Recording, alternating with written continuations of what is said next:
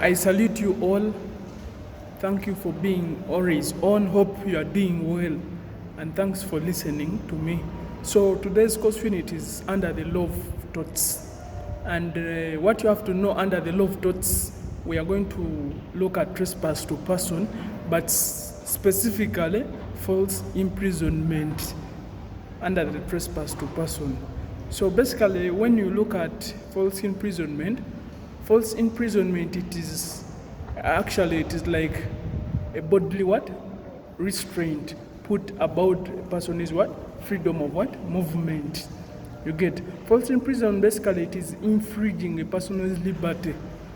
You understand? When you look at Article 23 of the 1995 Ugandan Constitution, it is infringing somebody's liberty. So here, basically, that's what we are looking at. We are looking at false imprisonment, depriving somebody's liberty to free movement. You get? And basically, false imprisonment is a tort. Basically, the plaintiff or the person, a victim of such, can seek for damages. You get? And the false imprisonment is in a number of ways. You get? As we are going to discuss. The good case under false imprisonment is a case of Birds versus Jones. So basically, that case, it brings out the ingredients or what must be considered for someone to be liable under false imprisonment. And basically, what you have to know under false imprisonment, confinement is not necessary. Not that in mind. What do I mean by confinement? Confinement may be like putting you in prison or in any designated places. You get? False imprisonment, even it can be in a broad daylight. You get? How can I mean like a broad daylight whereby you can be not basically confined, even if you are put in an open area. But however, when you are being denied movement, your free movement, that amounts to what? False imprisonment. That's why they say that putting you in a police cell is not relevant. However much it can also amount to false imprisonment, but it is not an ingredient. You get? Basically, here the deprivation of your liberty, we are looking at where you are being restrained for your free movement. You get? And actually, basically, under the case of Birds versus John, here they say that once there is no free exit, contrary that, basically in that case, we see that the plaintiff was given a free a free exit and a free entry. But however, for him, he insisted and remained there. But for false imprisonment to be actionable, per se, there must not be free exit or free entry. You get? So basically, put that in mind. And for false imprisonment, the intention, there must not be intention of a tortfeasor. What do I mean that? Even though the state of mind, there is no intention of, there is no malice of a tortfeasor in a way that for an act of imprisonment, it can be, how can I bring it? It can be in a way that basically there is no that intention, the malice of a tortfeasor. So basically here, the good example that I can give a tortfeasor is that basically once you lock a door and you lock someone inside there, regardless whether you knew or you didn't know that someone was there, you are liable under false imprisonment.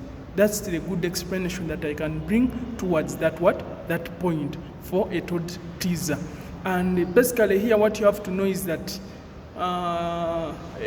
basically the intention most so is not considered in that essence. You get? They are looking at the action that was done. Did you deprive? You get?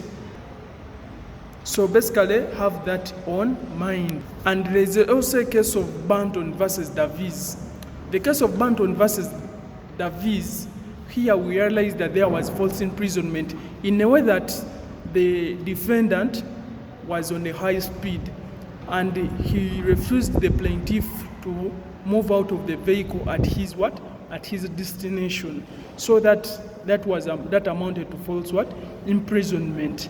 Read the case of Banton versus Davies. That is a case that I was trying to elaborate. And also for false imprisonment to be there must be a restraint on a restraint on the person, a restraint on the person's movement. You get? And basically what you have to know about false imprisonment, the restraint must be there, and the restraint must be total. What do I mean total? A restraint must be total in a way that there must not be what? Free exit. It must be totally when you have no way through. Let me give an example. The good example whereby if at all you are locked in a room and the room has a window, you obviously, if that window you can pass through, then that is not false imprisonment. Then another example that can give what false imprisonment means. If you are locked in the last floor of a flat, but the window is open, you get? Probably that is false imprisonment, because the fact is, if you pass through that window, there is an accident. You can't pass through a window that is on the last floor in a flat. You get?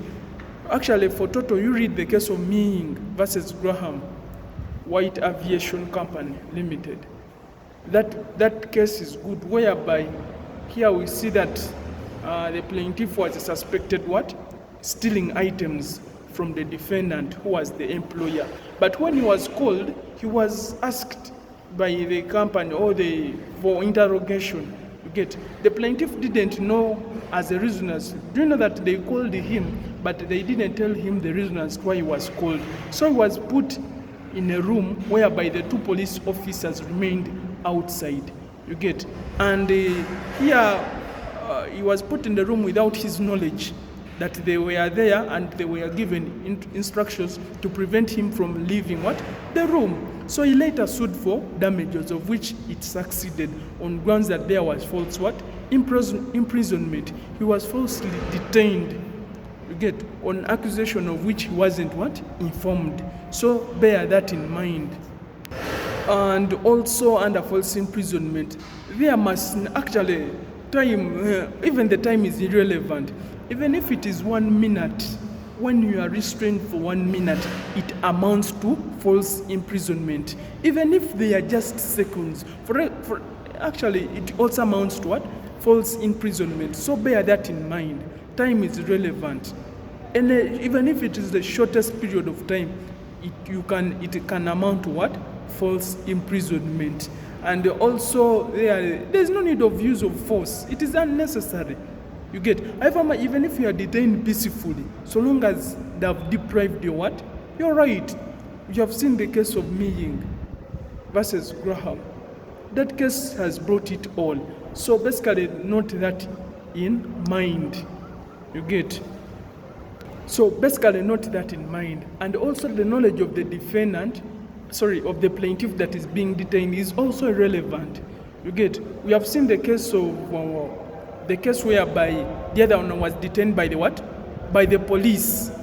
So we have seen the case of Ming whereby he was what? He was detained. You get? Without his consent, and didn't know the reasons why. So it is irrelevant. Bear that in mind at that material time.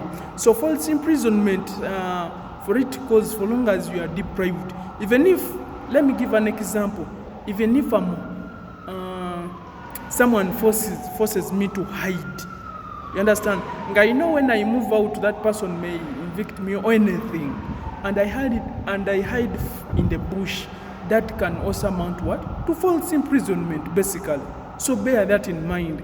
And there's also a question put here that, take for instance, you are being detained in the police, and I'm the person who called the police for a detainment. The police and the one that called the police, who is what? Actionable per se. The person who called the police is the one that is actionable. You get?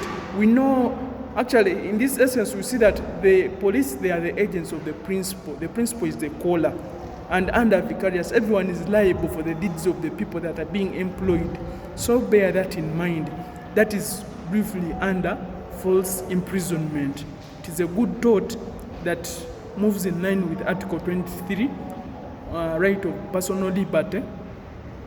That is basically, that's what I can sum up about that thought of false imprisonment.